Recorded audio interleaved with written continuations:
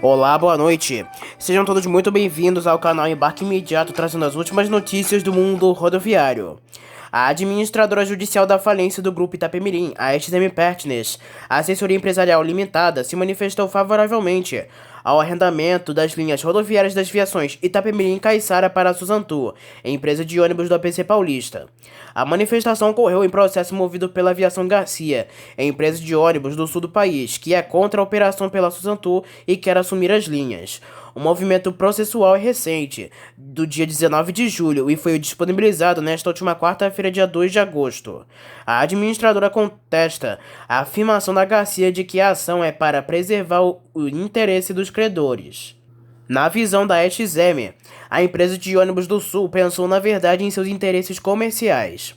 No mais, é altamente contestável que a agravante possui interesse legítimo na suposta defesa dos interesses dos credores, enquanto empresa que atua no mesmo ramo, ou seja, concorrente das falidas e da arrendatária. Entende esta administração judicial que a agravante não teria legitimamente para interpor o presente recurso, uma vez que não somente não é credora ou interessada no processo de falência em si, mas, na verdade, ao que tudo indica, uso do recurso, com interesses meramente concorrenciais. Para a administradora, a Garcia se contradiz ao contestar o modelo de arrendamento, mas ao mesmo tempo querendo arrendar. Ora, se a ANTT contesta a celebração do contrato de arrendamento como um todo, não há qualquer aso à argumentação da agravante no sentido de que, eventualmente, o arrendamento com ela celebrado não enfrentaria exatamente as mesmas dificuldades técnicas e burocráticas, ora contornadas em relação ao contrato de arrendamento vigente. A XM também destacou que as provas apresentadas pela Garcia tentando alegar a incapacidade da Suzantur são fracas, uma vez que não passam de posts em redes sociais, alguns feitos por busólogos que são administradores de ônibus, sem contexto e informações checadas. E estas provas, na verdade, só convenceram o juiz de que as mesmas dificuldades de início de operação vivenciadas pela Suzantur poderiam ocorrer com outras empresas. Em resumo, mesmo o total rico acervo documental tantas vezes mencionado pelo agravante foi capaz de convencer o MM, juízo monocrático, de que os entraves existentes para a transação não seriam exatamente idênticos caso o contrato de arrendamento fosse celebrado a favor da Aviação Garcia. Tampouco a prova técnica da suposta incapacidade da atual arrendatária, obtida através de posts em redes sociais. Sobre o argumento da Garcia de que economicamente sua proposta de arrendamento seria melhor, a administradora judicial diz ser uma meia-verdade da empresa do Sul. Isso porque a Garcia ofereceu repasse à massa falida de 1,65% do valor arrecadado com as vendas das passagens, mas a Garcia não ofereceu nenhum valor fixo por mês. Já a Suzantur ofereceu um percentual menor, 1,5%, porém um valor fixo de R$200 mil que, segundo a XM, está sendo pago rigorosamente em dia. A comparação entre os percentuais aduzida pela agravante para mostrar que a proposta acolhida em procedimento emergencial realizado pelo juízo falimentar não resiste a uma questão não mencionada no agravo. A empresa vencedora, a Suzantur, foi a única que estabeleceu em sua proposta pagamento mínimo mensal, o qual vem sendo regularmente realizado. Por fim, a administradora disse que a Garcia só trouxe especulações e pede o indeferimento do pedido. A tentativa da agravante em desqualificar a capacidade da empresa arrendatária, portanto, não resiste à melhor análise, pois, como dito, o objetivo principal do arrendamento era a preservação dos ativos, sendo o secundário a manutenção das atividades, o que exigiria uma melhor venda oportuna destes ativos. O grande bônus da operação é a arrecadação mensal dos valores, que somente se mostrava líquida e certa na proposta vencedora. Mais uma vez, em repetição, ao seu recurso anterior, nada trouxe de concreto a agravante senão especulações quanto à eventual impossibilidade material ou técnica de parte da Suzantu para a operação das linhas de transporte rodoviário de passageiros, o que leva à inarredável conclusão da necessidade de improvimento do presente agravo e a conveniência em se avaliar e punir a possível ocorrência de litigância de má-fé. O Ministério Público ainda vai se manifestar e somente depois a Justiça vai decidir. Para o PGJ, Procuradoria-Geral de Justiça do Ministério Público de São Paulo, não deve ser atendido o recurso da Aviação Garcia no processo contra o arrendamento das linhas, que eram operadas pela Aviação Itapemirim-Caiçara para Suzantu. É o que revela o parecer da Procuradoria Maria Cristina Pera João Moreira Viegas, nesta última sexta-feira, dia 4 de agosto. Sendo assim, de acordo com o documento, a Suzantu do ABC Paulista teve que continuar operando as linhas e assumindo as ligações que ainda estão paralisadas. Agora o parecer será lido pelo juiz que dará a decisão final, para o que ainda não há prazo. As providências administrativas devem ser tomadas pela ANTT. A Aviação Garcia, do sul do país, foi contra o arrendamento e moveu um processo. No entendimento da procuradora, a Garcia não trouxe fatos novos para considerar o agravo de instrumento. Sendo assim, o recurso não deve ser atendido na visão do PGJ. A procuradora relata também que a Garcia queria ficar com as operações de 69 linhas da Aviação Caiçara, que são consideradas as mais lucrativas e que se concentram mais no sul e sudeste, permitindo a Suzantu somente as linhas da Itapemirim. A procuradora frisou em seu parecer, trecho da decisão anterior que está sendo contestada, agravada, na qual o juiz diz que não há provas de que o fato da Garcia assumir haveria menos problemas no início das operações. O Ministério da Cidade liberou financiamento de 787,3 milhões de reais para a Prefeitura do Rio de Janeiro usar no sistema de transportes públicos municipais. O dinheiro vai ser empregado principalmente para o pagamento de parte da nova frota de ônibus comprada para os corredores do BRT e para reformas e estações e pavimento. No último sábado, dia 5 de agosto, o prefeito Eduardo Paes publicou em suas redes sociais um vídeo que, segundo ele, é do primeiro ônibus articulado do corredor Transoeste com motorização Euro 6, tecnologia atual para redução de poluição, saindo da fábrica de carrocerias da Marco Polo em Caxias do Sul, no Rio Grande do Sul, rumo à capital fluminense.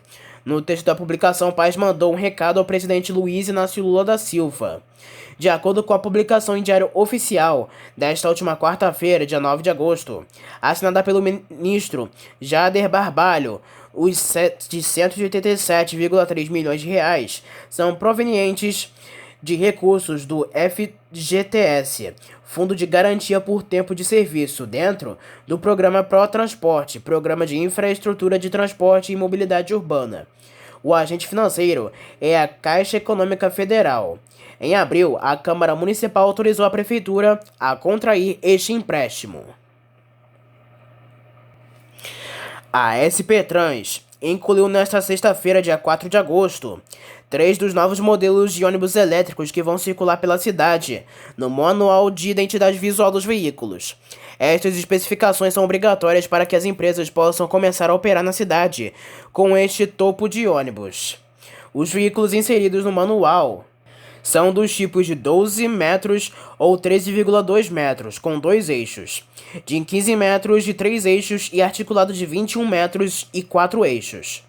Todos devem ter piso baixo, com rampa para acessibilidade, ar-condicionado, tomadas USB para carregadores de celular aos passageiros, espaço para cadeira de rodas e cão-guia, poltronas especiais para idosos, gestantes, pessoas com recuperação de cirurgia ou com deficiência, poltrona sem divisão no meio para pessoas obesas, balaústres e botões de sinalização de parada em relevo nas saídas para pessoas com deficiência visual, câmeras de monitoramento, GPS, vidros colados com tratamento térmico, entre outros itens. As empresas Eletra e Mercedes-Benz de São Bernardo do Campo, no ABC, juntamente com a Caio de Botucatu, no interior paulista, desenvolveram um micrão de 10 metros com 2 eixos para operar nas linhas de bairros da ex-cooperativas mas o modelo ainda passará pelos ajustes finais para ser incluído nas especificações da cidade. Agora falamos sobre as últimas ocorrências do mundo rodoviário. Na manhã desta última sexta-feira, dia 4 de agosto, um acidente envolvendo um ônibus da MOVE Metropolitano na região de Pampulha, em Belo Horizonte, deixou ao menos 6 pessoas feridas. A ocorrência foi registrada na Avenida Presidente Antônio Carlos, sentido centro, com um coletivo que atendia a linha 503H, terminal Morro Alto Hospitais. O motorista do ônibus teria perdido o controle da direção e atingiu um muro de concreto. De acordo com a polícia militar, uma mulher de 43 anos foi diagnosticada com uma fratura no braço e uma jovem de 26 anos sentiu dores no pescoço, além de uma terceira passageira que teve o pé esquerdo machucado. Todos foram encaminhados para o Hospital Odilon Bernes. O órgão de segurança ainda informa que, dos 6 passageiros feridos, 3 recusaram atendimento médico. Após a remoção do ônibus, a avenida foi liberada. Um grave acidente entre um ônibus do transporte público de São Bernardo do Campo e um automóvel de passeio deixou 2 pessoas feridas na noite desta última sexta-feira, dia 4 de agosto. Não se sabe a certa dinâmica de como a batida aconteceu na Avenida Castelo Branco, junto da Estrada Cooperativa. Mas logo após o primeiro impacto, tanto o carro como o ônibus bateram em um poste no canteiro da via. O corpo de bombeiros foi acionado por populares e prestou o atendimento às vítimas, mãe e filha que estavam no carro na cor vermelha.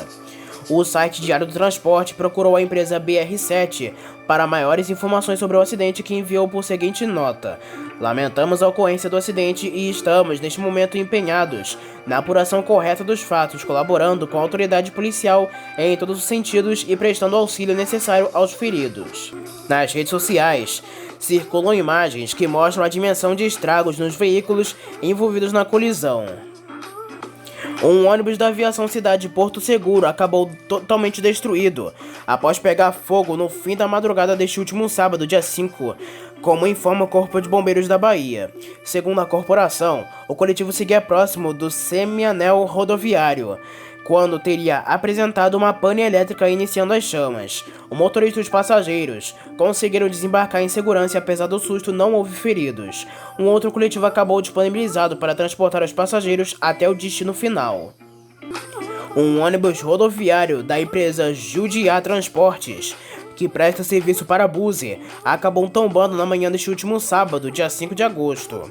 De acordo com a Polícia Rodoviária Federal, o acidente ocorreu na altura do quilômetro 115 da BR-262 em Conceição do Castelo, no interior do Espírito Santo.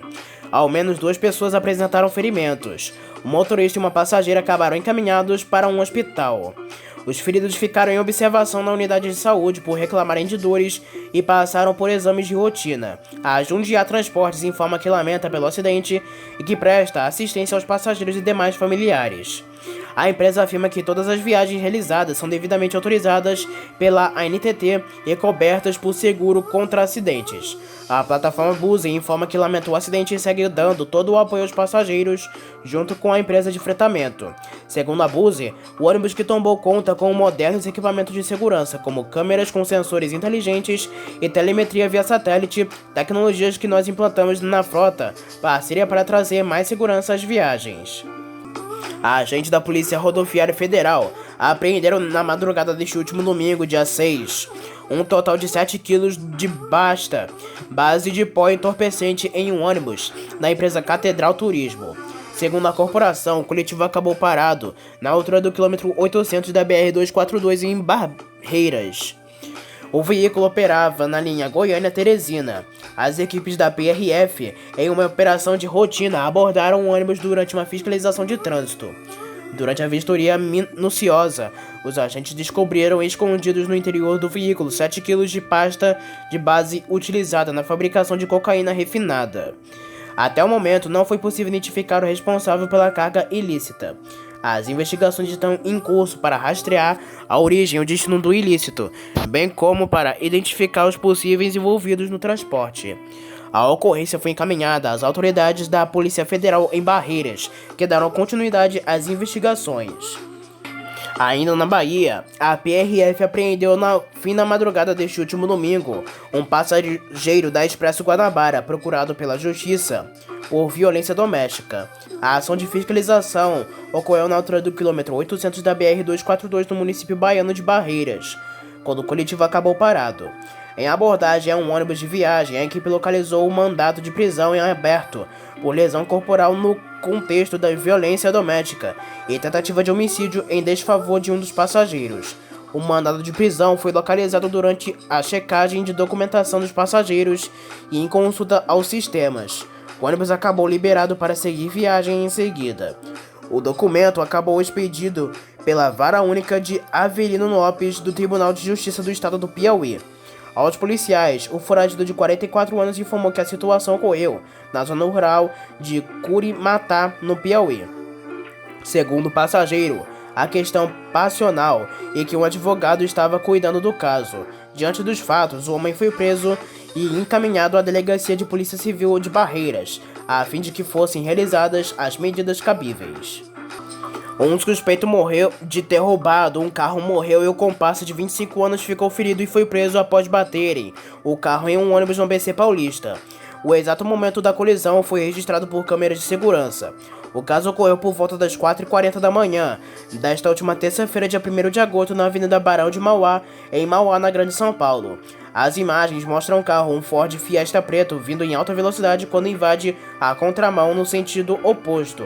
Vinha o ônibus da aviação Piracicabana, que fazia fretamento para uma indústria. As imagens mostram que o carro rodopia e atinge a frente do coletivo com a lateral. As cenas ainda mostram que o motorista do ônibus tenta frear e desviar, mas não houve tempo. O ônibus teve amassos na parte da frente e o carro ficou totalmente destruído. Segundo a Polícia Militar, o carro tinha sido roubado em cerca de um mês antes, na cidade de Rio Grande da Serra, no município vizinho. No porta-malas, os policiais encontraram uma pistola com 6 munições intactas. Um ônibus articulado, ainda no modelo da cor azul do BRT do Rio de Janeiro, pegou fogo na noite deste último sábado, junto à estação Gastão Rangel, no corredor Transoeste, na região de Santa Cruz, na zona oeste da cidade. As chamas se alastraram rapidamente para a estrutura da estação, que, assim como o ônibus, teve destruição total.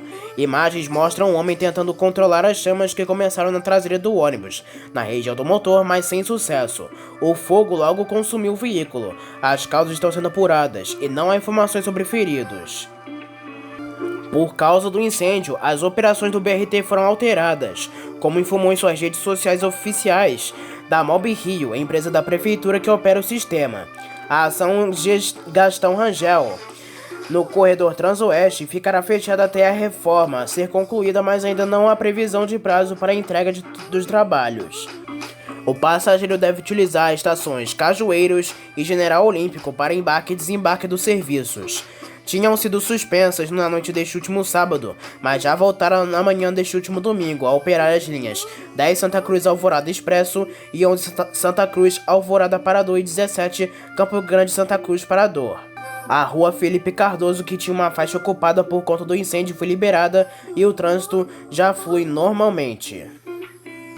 Uma colisão entre um carro de passeio e um ônibus rodoviário acabou deixando um idoso de 77 anos ferido na manhã desta última terça-feira, na rodovia estadual AMG 0345. A rodovia é a principal ligação entre os municípios de Carmo do Cajuru e Divinópolis. Agentes do SAMU acabaram acionados para o local da ocorrência. O homem, que não teve a identidade revelada, recebeu atendimentos e acabou levado para a unidade de pronto atendimento de Divinópolis. Ainda não há informações sobre a dinâmica do acidente. Um ônibus urbano acabou destruído após pegar fogo por volta das 10h30 da noite desta última segunda-feira, na região de Belarmino, na cidade de Guaraniaçu, no interior do Paraná. A prefeitura informa que agentes da Defesa Civil Municipal acabaram acionados para o local onde o coletivo estava em chamas. Agentes do Corpo de Bombeiros voluntários informaram que uma pane mecânica pode ter causado as chamas, que foram controladas. Uma perícia deverá indicar o real motivo do incêndio que deixou o ônibus totalmente destruído. Apesar do susto, não houveram feridos. Nesta última quinta-feira, dia 4 de agosto, a empresa Gontijo de Transportes recebeu os 2 últimos Campione Invictus DD, do lote de 3 unidades adquiridas pela empresa. Com todo o lote dos novos ônibus Double Deck adquirido pela Gontijo e entregue pela Comil, a empresa chegou a 17 unidades do modelo da frota. As primeiras 4 unidades chegaram no início de 2021. Inicialmente, a Gontijo calou seus primeiros Double Decker nas linhas interestaduais que ligam as cidades de Belo Horizonte para São Paulo e Guarapari. Com a chegada dos novos Double Decker, o atendimento com esse tipo de veículo foi ampliado para outras rotas, inclusive intermunicipais no estado de Minas Gerais. No dia 17 de julho, foi a vez da linha Belo Horizonte-Goiânia a contar com os novos ônibus 2 andares da empresa. Na última terça-feira foi a vez das linhas Belo Horizonte-Uberaba e Belo Horizonte-Patos de Minas, as primeiras intermunicipais da empresa a contarem com este tipo de serviço. Para quem quer o conforto oferecido nos ônibus Double Decker da Gontijo, os horários operando são diários. De Belo Horizonte para Guarapari no horário das 8h45 da noite e de Guarapari para Belo Horizonte no horário de 8h30 da noite. De Belo Horizonte para São Paulo às 10h30 da noite e de São Paulo para Belo Horizonte também às 10h30 da noite. De Belo Horizonte para Goiânia via Patrocínio às 6h30 da tarde e de Goiânia para Belo Horizonte às 7 da noite. De Belo Horizonte para Goiânia via Uberlândia às 7 da noite e de Goiânia para Belo Horizonte às 5 da tarde. De Belo Horizonte para Patos de Minas, o horário é de 11 da manhã e 11h59 da noite. E de Patos de Minas para Belo Horizonte, o horário é de 10h30 da manhã e 11h45 da noite. De Belo Horizonte para Uberaba, o horário é de meio-dia e 11h30 da noite. E de Uberaba para Belo Horizonte, o horário é de meio-dia e 11 horas da noite. Nas primeiras semanas, mais linhas da empresa passarão a ter horários com ônibus Double Decker. Para o conforto do cliente, os ônibus da Double Decker contam com 57 poltronas, sendo 48 poltronas executivas no andar superior e 9 poltronas leito no andar inferior. Todas com tomadas USB individuais, descansa-pés e pernas, cinto de segurança e porta-copos. Internamente, todos vêm com um sistema de ar-condicionado com dutos individuais, porta-pacotes, bagageiro, sensor de ré, luzes de leitura individuais, banheiro no piso superior, piso amadeirado, parede de separação total, tomadas USB, janelas panorâmicas com cortinas, detector da fumaça, itinerário eletrônico na cor âmbar, dispositivo de poltrona móvel para fácil acesso de pessoas com mobilidade reduzida ao interior do veículo, geladeira, lixeiras e multiplex Toreb.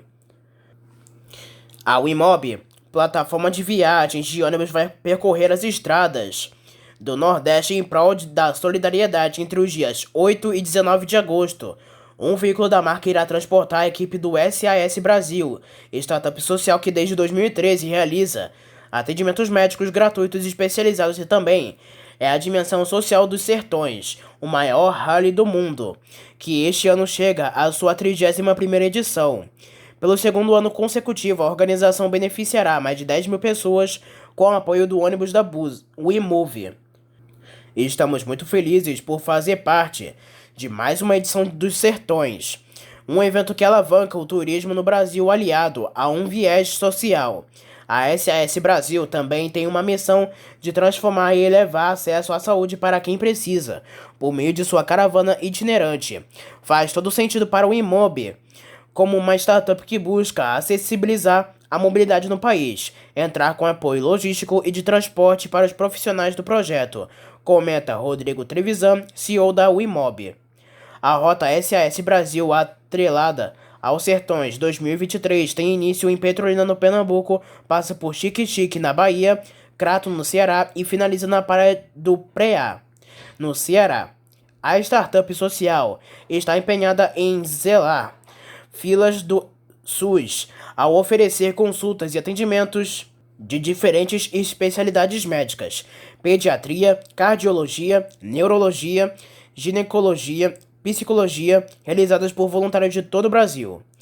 Mais de 70 voluntários de 27 cidades do Brasil embarcam na missão de transformação do acesso à saúde especializada. O grupo é formado por estudantes e profissionais de todas as áreas de atuação. O ônibus é fornecido pela Wimob e é da categoria Comfort Plus, que oferecerá todo o conforto e segurança para garantir uma viagem tranquila, além de ser personalizado com um layout especial para celebrar a expedição.